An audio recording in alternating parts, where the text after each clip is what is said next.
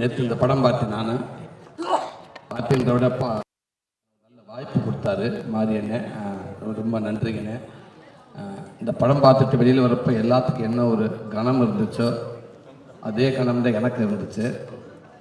வெளியில் வந்த உடனே மாரியண்ணன் இறுக்கி கட்டிப்பிடிச்சேன். அத்தனை முத்தங்கள் கொடுத்தேன். அவர் முகத்தவே நினச்சிட்டுன்னு நினைக்கிறேன். நான் முத்தம் கொடுத்தேன். நான் இருக்க கட்டிப்பிடிச்சது எந்த அளவுக்கு கட்டிப்பிடிச்சேன் எனக்கு தெரியலை. கண்டிப்பாக என்னோட கை தடம் அவர் மேலே பதிஞ்சிருக்குன்னு நினைக்கிறேன். அந்த அளவுக்கு எனக்கு இந்த படம் பிடிச்சிருந்துச்சு. படம் பிடிச்சது அப்படின்றத விட விஷ்ணு சொன்ன மாதிரி பாடம் தான். என் வாழ்க்கையிலையும் அது எல்லாத்தையுமே நான் பார்த்துருக்காது. கண்டிப்பாக எல்லார் வாழ்க்கையும் அதை பார்த்ததுனால ஒரு விஷயத்தை படம் பண்ண முடியும். சும்மா ஒருத்தர் மட்டும் ஒரு வாழ்க்கைக்குள்ள இருந்த மட்டும் அது படமாக கொண்டு வந்துட முடியாது. எல்லார் வாழ்க்கைக்குள்ள இது இருக்குது. நான் அதை பார்த்துருக்கேன். எல்லாரும் சொன்னாங்க இது முதல் படம் அப்படின்னு. அண்ணனுக்கு அவர் பண்ண வேண்டிய முதல் படம் அப்படின்னு. இது 4வது படம் அவர் பண்ணியிருக்கிற அந்த படத்துக்கான பெருமையாக இருக்குன்னு நான் நினைக்கிறேன். இது முதல் படமாக பண்ணியிருந்தா மாது செல்வராஜன் நம்மளோட வாழை அப்படின்னு போயிருக்கும். எல்லாரும் பார்த்துருப்பாங்க, என்னன்னு சொல்ல நல்ல விதமாக எழுதியிருப்பாங்க.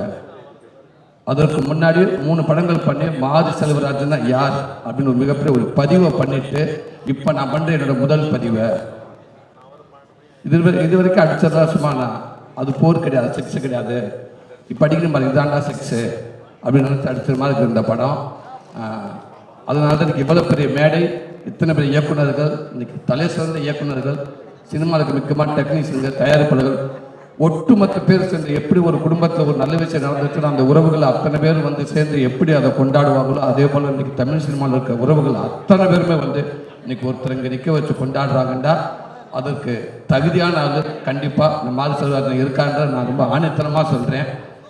வாழ்த்துக்கள்னே உங்களை பெற்றவங்களுக்கும் உங்கள் கூட இருந்த மற்றவங்க எல்லாருக்கும், உங்கள் குடும்ப உறுப்பினர்கள், உங்கள் மண்ணின் மைந்தர்கள், உங்கள் உறவு எல்லாரும் காலமாக சந்தோஷப்பட்டு ஒரு மலை மேலே ஏறி நின்று வானவே படமாக நினைக்கிறேனே. தகுதியான மனிதராக நீங்கள் இருப்பீங்கன்னு நினைக்கிறேனே. ரொம்ப சந்தோஷனே. அதே மாதிரி அந்த ஸ்கூலில் வந்து எனக்கு அந்த மாதிரி லைஃப் இருந்திருக்கு. நான் ஸ்கூலில் படிக்க போகல, சாரி நீங்கள் டக்குன்னு பதற வேண்டாம். எங்களுக்கு அந்த மாதிரி நானும் லவ் பண்ணியிருக்கேன். அந்த டீச்சர் இல்லை, இந்த டீச்சர் டெய்லி வந்து நல்ல சாப்பாடாக கொண்டு வருவாங்க. அந்த வந்து அந்த எல்லாத்துக்கும் ஒரு முதல் தெரியாதவங்க ஒரு உருண்டை கொடுத்துட்டாங்க. சாப்பிட்றப்ப எல்லா பேரும் கை நீட்டிகிட்டு இருப்பாங்க. நாங்களும் கை நீட்டிகிட்டே கொடுத்துட்டே இருப்பாங்க. ஓரளவுக்கு அந்த அவங்களுக்கு தேவையானவோ மற்ற எல்லாத்துக்கும் கொடுத்துருவாங்க. இப்போ பார்த்துக்கிறது ரொம்ப போச்சு. அதுக்கப்புறம் ஒரு ஸ்டேஜ் அந்த அம்மாவுக்கு சாப்பாடு இருக்கா, டீச்சருக்கு எல்லா சாப்பாடும் கொடுத்துருவாங்க. டக்குன்னு ஒரு நாளைக்கு ஒரு ரூல்ஸ் போட்டாங்க. பாப்பா இந்த நம்ம இதில் சொல்கிற மாதிரி எவன் கிளாஸில் ஃபஸ்ட்டு அவன் டான்ஸ் கிளாஸ் கலந்துக்கணும் அப்படின்ற மாதிரி எவன் 1லேருந்து 5க்கு நல்ல மார்க் எடுக்கிறான்னு அவனுக்கு மட்டும்தான் உருண்டு அப்படின்ட்டாங்க. அதுக்கப்புறம் நமக்கு உருண்டு சாப்பாடு ரொம்ப தூரமாக இருந்துச்சு. அப்புறம் டிஃபன் பாக்ஸ் திருட ஆரம்பிச்சிட்டோம் சேர்ந்து. இதுக்கப்புறம் நம்ம டீச்சரை அந்த டீச்சர் டிஃபன் பாக்ஸ் கொண்டு வரதே விட்டாங்க. இந்த மாதிரி ஒரு நல்ல வேலைக்கு நல்ல பதிவான வேலையை தான் பரவாயில்ல. அந்த தம்பியால் வந்து நான் வேலைக்கே போக மாட்டேன், என்னை பள்ளிக்கூடத்துக்கு அனுப்ப அப்படின்னு சொல்கிறாங்க. எனக்கு பள்ளிக்கூடத்தை தவிர எங்கே வேண்டாலும் போக நான் போகிறேன், தயவுசெய்து பள்ளிக்கூடத்துக்கு மட்டும் நான் அனுப்புறாதுன்னு நான் அடம் பிடிச்சிருக்கேன்.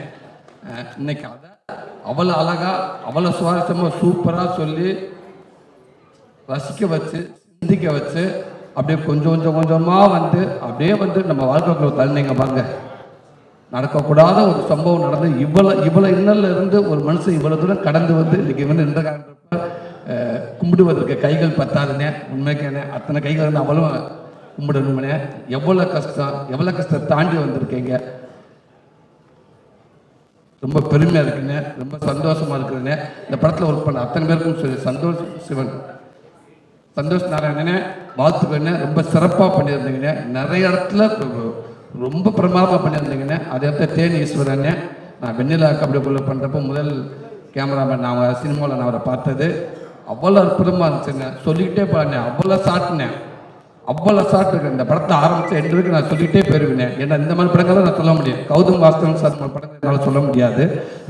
ஏன்னா அதில் வந்து ஒரு சைடு வேறு. ஆமாம், அதுக்கு எனக்கு ரொம்ப தூரமாக இருக்குன்னு. ஆனால் இதில் அப்படியே கவிதையாக இருந்துச்சு.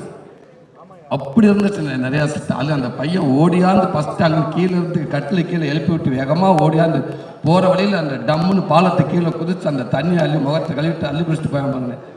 இதை விட ஒரு பதிவு எதுவுமே இருக்கான்னு நினைக்கிறேன். அது மாறியண்ணே உங்களை சந்தேன் தேனி அவ்வளோ சூப்பராக இருந்துச்சுன்னு நடித்த அத்தனை பேர்த்துக்கும் என்னோட மனமார்ந்த வாழ்த்துக்கள். தம்பிகளாக தமிழ் சினிமாவுக்கு அற்புதமான ஒரு நடிகரை கொடுத்துட்டார் அண்ணன்.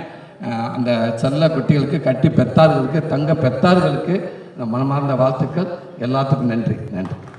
இங்கே வந்திருக்கக்கூடிய இயக்குனர்கள், மீடியா ஃப்ரெண்ட்ஸ், பிக் ஹலோ.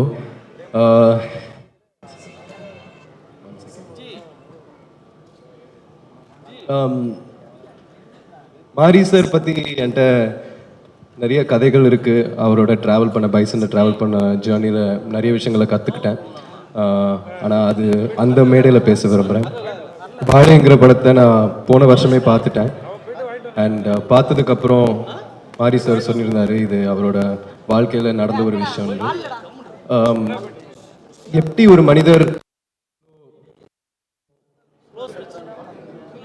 தாங்கி கொண்டு வாழ்க்கையில் கடந்து வந்தது நான் ரொம்ப ஆச்சரியப்பட்டேன்.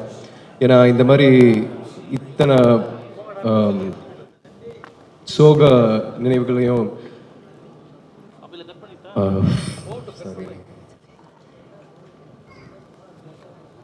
அதாவது அந்த மாதிரி விஷயத்த ஒரு படமாக இருக்கிறது வந்து ஒரு அசாத்தியமான விஷயம்.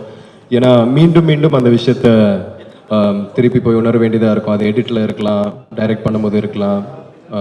ஸோ அது ஒரு மிக கஷ்டமான விஷயம். அது பயங்கரமாக வளைச்சிருக்கும் சாருக்கு.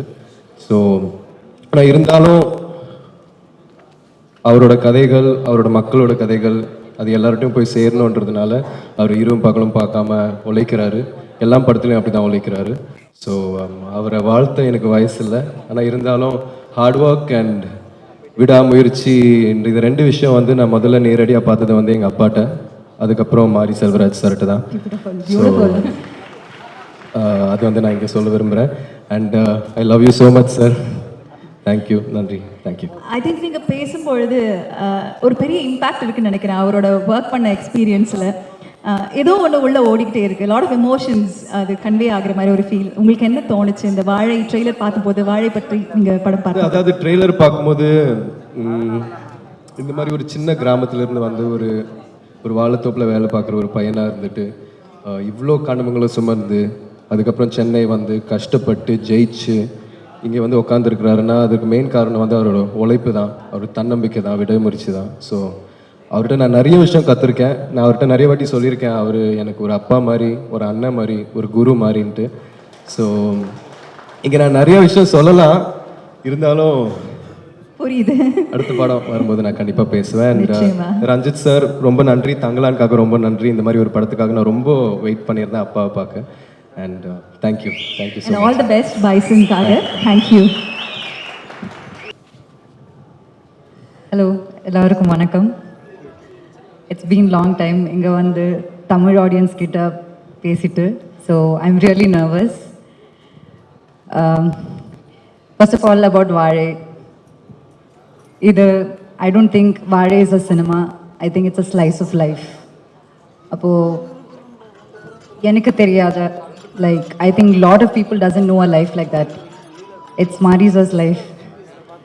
அவங்க கூட பைசன் ஒரு படத்தில் இப்போ ஒர்க் பண்ணிட்டு இருக்கேன். அதனால் அவங்க கொஞ்சம் எனக்கு தெரியும். அதனால் எனக்கு அந்த படம் பார்க்கும்போதே எனக்கு நான் அவங்கக்கிட்ட சொன்னேன், லைக் அந்த பையனை பொன்வையில் பார்க்கும்போதெல்லாம் எனக்கு மாரிசன் தான் ஞாபகம் வரும்.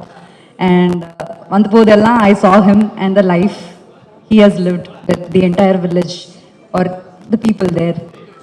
அவங்க கூட இந்த படம் ஒரு படம் இல்லாமல் அது ஒரு எக்ஸ்பீரியன்ஸாக எல்லாருக்கும் தோணும் அது தியேட்டரில் பார்க்கும்போது. But as an actor who has work under him, எனக்கு தெரியும் அங்கே என்ன நடந்திருக்கும், எப்படி ஷூட் பண்ணியிருக்கோம் எல்லாம் எனக்கு தெரியும். அந்த கிராமம், அந்த சினிமாவில் இருக்கிற ஆளுங்க எல்லாரும் like for me, Rajisha, all very close to us. So we know the experience and I feel I'm very, very privileged to be a part of this learning experience. Thank you so much for this opportunity, and to all the artists who have performed in the film. You guys are like real inspiration. I think நான் நிறைய கற்றுக்கணும் from them. அவ்வளோ ரியலாக ஒரு second கூட acting feel ஆகலை எனக்கு. So it's true inspiration and I really wish நீங்கள் இந்த மாதிரி நிறைய படங்கள் பண்ணும். உங்கள் லைஃப்பில் இருக்கிற நிறைய ஸ்டோரிஸ் கொஞ்சம் எனக்கு தெரியும், ஆனால் நிறைய ஸ்டோரிஸ் இருக்குன்னு எனக்கு தெரியும். அதெல்லாம் சினிமாவாக பண்ணும். Thank you so much and congrats in advance. People are going to love this film. Thank you all. Thank you very much.